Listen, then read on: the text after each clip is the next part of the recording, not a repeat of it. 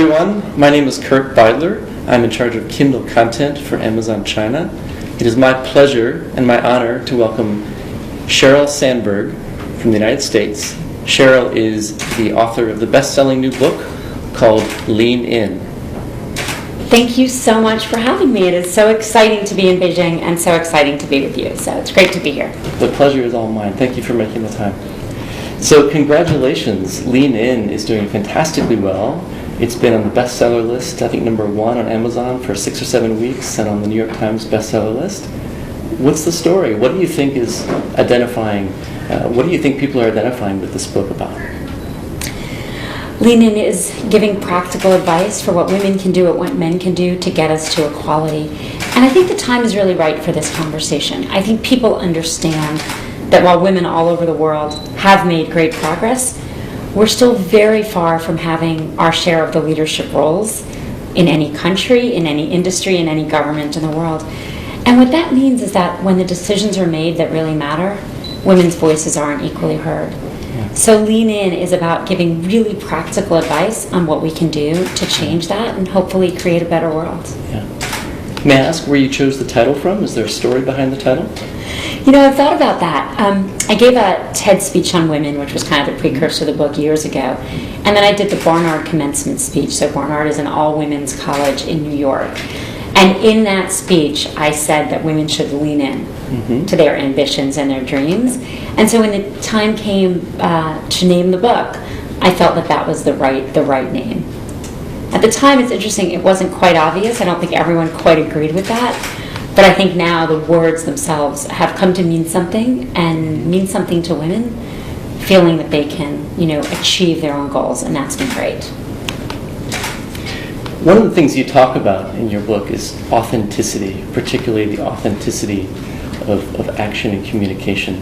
Do you think it's possible for women to be successful in their careers and be fully in touch with their feminine side? Yes, I do. I think we need a broader understanding of what leadership is.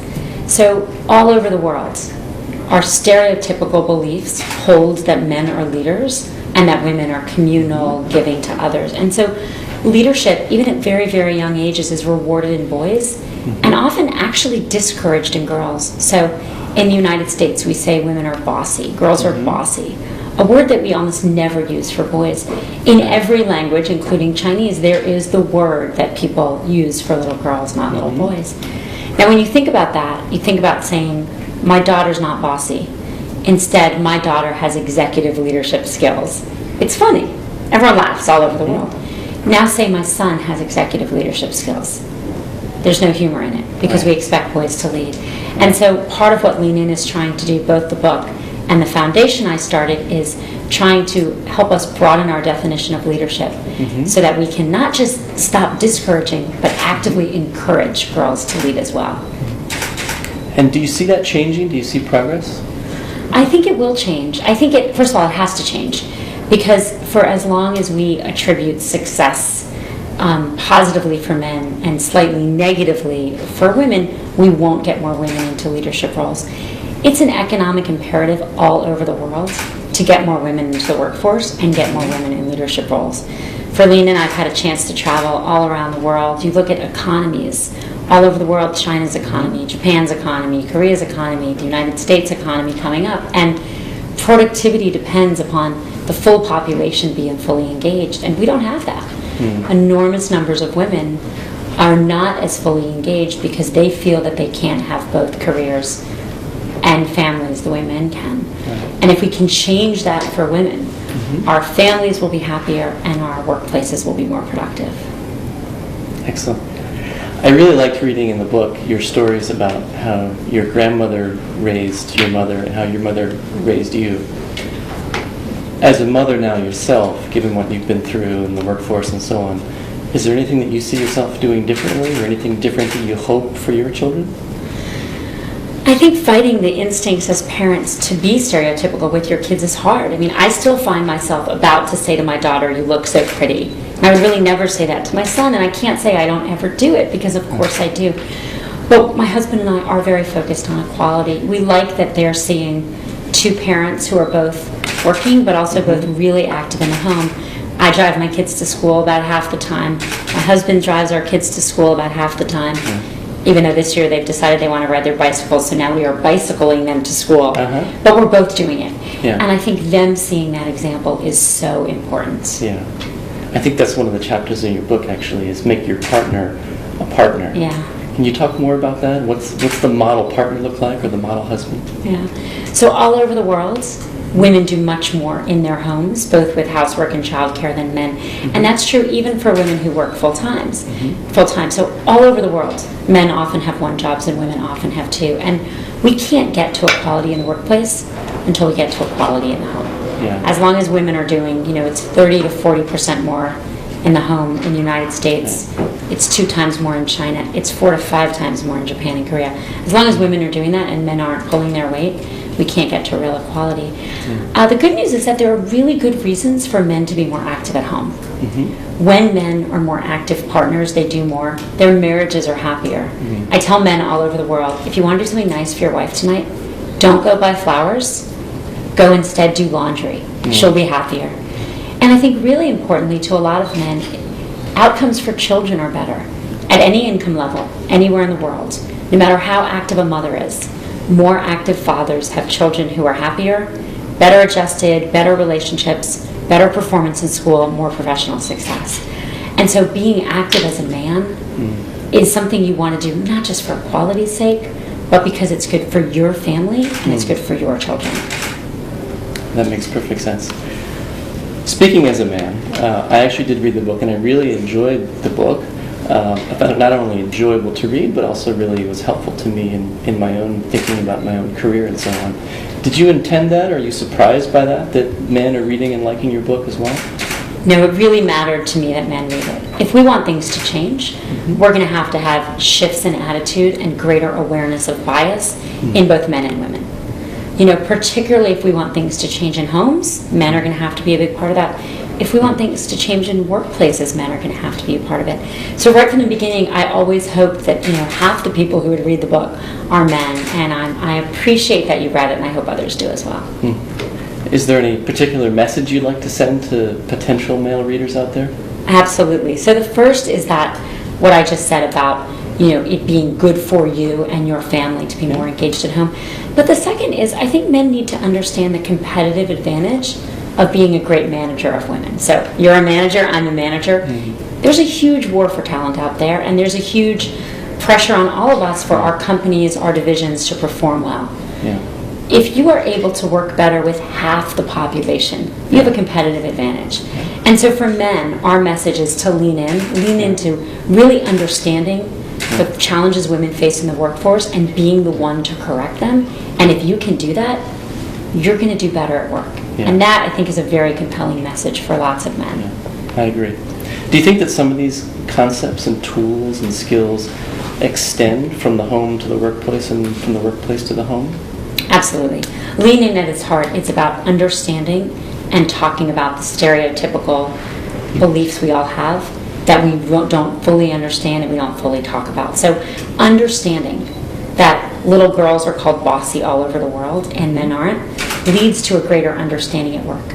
All over the world, as I've talked about in my book, I look out at professional audiences and I say, if you're a man, please raise your hand if you've ever been told you're too aggressive at work. 5% of the hands, and maybe.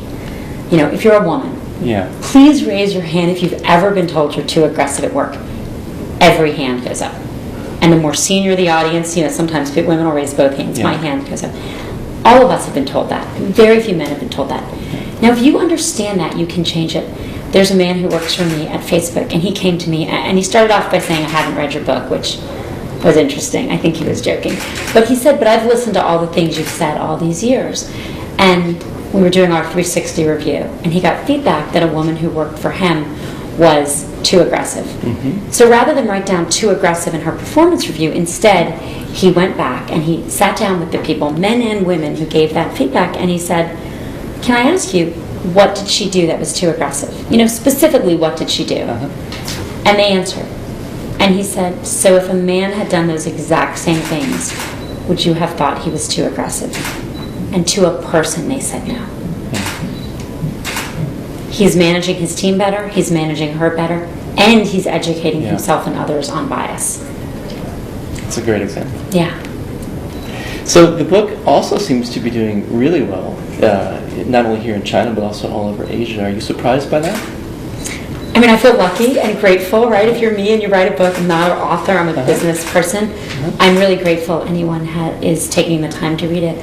But I'm glad it's doing well, and I'm glad the conversation has started, and even happier that action's happening. Yeah. You know, companies all over the world are joining Lean-In.org as Lean-In partners and making a public commitment to equality for women. Yeah. Companies are changing their business practices and saying to their women, okay, what do you need to make this work for you, and how do we get there? There's a company in Japan, which, I mean, Japan, like China, like most of Asia, notoriously really, really long working hours, much longer in the States, which put an additional burden on women who have so much to do at home. And Mitsubishi Chemicals announced that they were going to make sure everyone went home at 7 p.m. And limit the time of meetings. Yeah. Just because what they wanted to do was say, you know what, we can Right. make this job more manageable for men and women, and it's working. Right. And so people all over the world being part of the Lean-In conversation, people all over the world taking the steps to make women as productive as they can be is wonderful to see. So you think it's a fairly universal message, or you think there's something particularly that's resonating among Asian readers? Do you have any idea? You know, it's interesting because on the one hand, cultures are so different all over the world. You can't really compare all of the different countries that the book is being read in, or that you've worked in, or I've worked in. On the other hand, these stereotypes of men and women are actually the same all over the world. All over the world. We associate, you know, being male, being a boy or being a man, with being assertive, a leader, a manager. All over the world. We associate women with being nurturers, being given.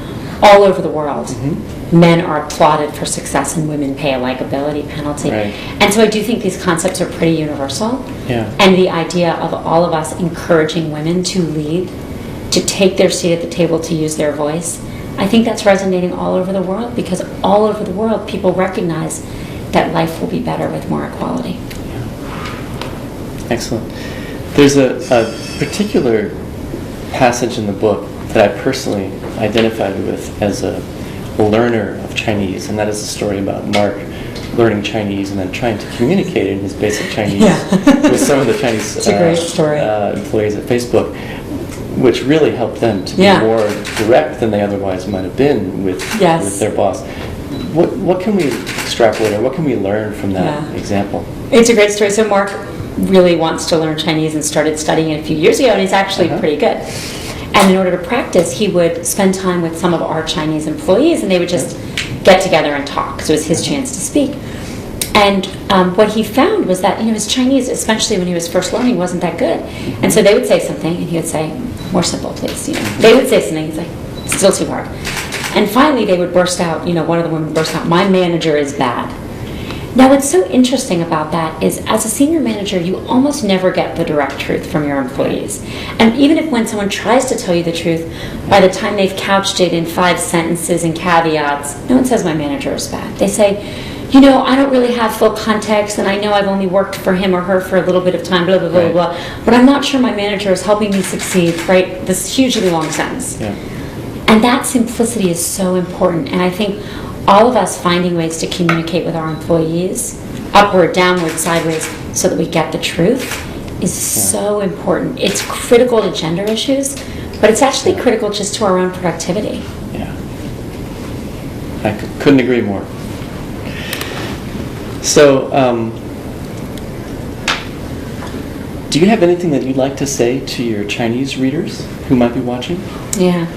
This is such an important country, right? I mean, you can't talk about women in the world without talking about women in China, both because of just the sheer size of China, but also because of the increasingly important place China is taking in the world. What's so exciting about China is that I think China is a great place for real change to happen. You know, the old Chinese proverb, women hold half the sky, is quoted all over the world when people are talking about the need for equality in women. Chinese families are also very dedicated to their children. They invest very heavily in their children, both in their boy children and their girl children. And I think really importantly, China's economic growth demands such high productivity that China has a real reason to lead to get women to be as productive in the workforce. So I'm really excited to be here and honored to be here. And I really believe that as China continues to grow, China can take its place in the world as a real leader of equality for women. So, given how busy you are, I imagine, with running a family and also looking at Facebook and also writing best-selling books, do you still have time to read in your life? I have not done a lot of reading lately, I have to admit, but I aspire to. One of the questions that we often get asked is what other people like to read. Do you have any book recommendations, even if they're not that recent, that you'd like to share with some of our customers? I do love to read. Well, one of my favorite books is actually one of the precursors to my book, is a book called Getting to 50-50 by Sharon Mears and Joanna Coles, and it was a really in-depth study of what are the benefits. Probably on the other non-gendered side, I've been rereading actually Thinking Fast and Slow, which I think is just absolutely so interesting and so fantastic. When do you think in what year do you think we'll get to 50-50? Any prediction? So on our current trajectory, we won't. And that's why I wrote Lean In. In order to get to 50-50, we have a lot of hard work to do, and it's going to have to happen all over the world, in every boardroom, in every schoolhouse, and in every family. I think we will get there, and I think we will get there faster because people are talking about it. Excellent. Well, thank you so much, Thank Cheryl, you for having me. It's been a real pleasure. Thank you. I appreciate it. Thank you again, everyone, for joining us today. Cheryl Sandberg, her new book, Lean In, is available on Amazons around the world, including Amazon.cn in China, in English, in Chinese, in Kindle editions, and also in paper editions. It's a great read. We hope you pick up a copy. Thank you. Hi, I'm Cheryl Sandberg, author of Lean In. Get your authentic edition at Amazon.cn.